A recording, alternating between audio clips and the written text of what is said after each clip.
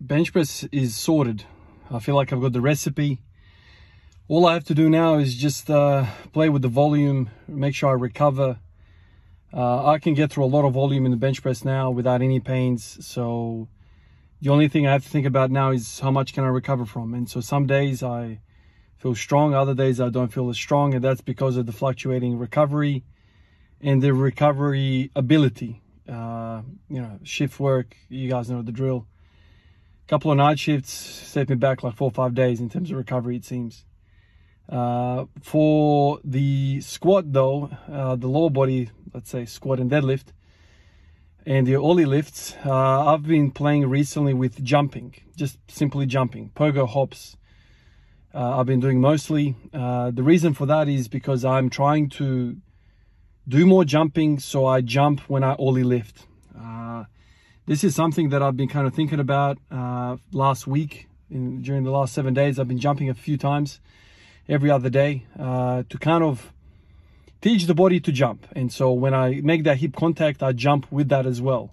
So I'm kind of doing the basics as well as, you know, jumping with the bar in my hands. The trouble with jumping though, it's kind of like bench press, you know, it doesn't hurt.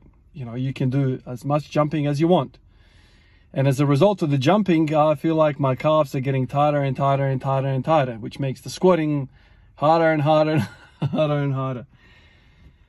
So I'll keep going at it, see if it kind of eases up a little bit. The pogo hops, the reason for pogo hops and not just like proper jumps is because I'm trying to learn how to produce power quickly and not do the whole wind up thing. I don't want to do the wind up thing. Winding up, I feel like I'm throwing my hands up in the air, using the traps, using all of that stuff, which I feel like the angles are not the same. With pogo hops, I'm kind of learning how to go boom, like, you know, sharp jumps. Now, when I say pogo hops, I'm not doing, you know, no knee bend at all. I'm kind of using more knee bend than what basketball players would use when they're training pogo hops. I'm using a little more knee bend, but the whole idea for me there is to stay more upright, because my tendency is always to be leaned over and use that posterior chain. So I'm trying to kind of stay upright and hop, hop, hop. Surprisingly, that stuff gets you real tired.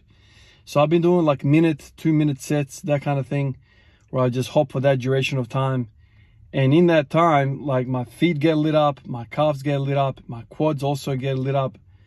It's weird. And because you're jumping and you're transferring that force through the entire body, I feel like the core is also aligning itself. You can't be jumping with an anterior pelvic tilt. So you kind of restore your positioning a little bit better than you would otherwise. So that's where I'm at. But with it, it becomes hard to juggle all these things. So the last 2 days, well, yesterday was just busy. Today I decided not to do any early lifting. I'll give it a few more. I'll give it today as well. And then tomorrow I'll get back into a heavy session of snatches and cleans. And I'll do a bit of jumping beforehand as well. So trying to kind of facilitate ollie lifting with these jumps. So let's see how that kind of how it goes over the next few weeks. Hopefully I'm a little bit more jumpy, a little bit more brave to get underneath the bar. I feel like if you jump and you have the confidence to jump with the bar, then you also have the ability to get underneath the bar. That's kind of how it feels to me. Could be wrong, but that's what I'm kind of thinking. So yeah, that's what I'm doing. And today squatting felt horrible, absolutely horrible. It's because all of that calf foot complex is super tight from all the jumps. But let's see how it goes. Appreciate you guys. I'll catch you in the next one. Peace out.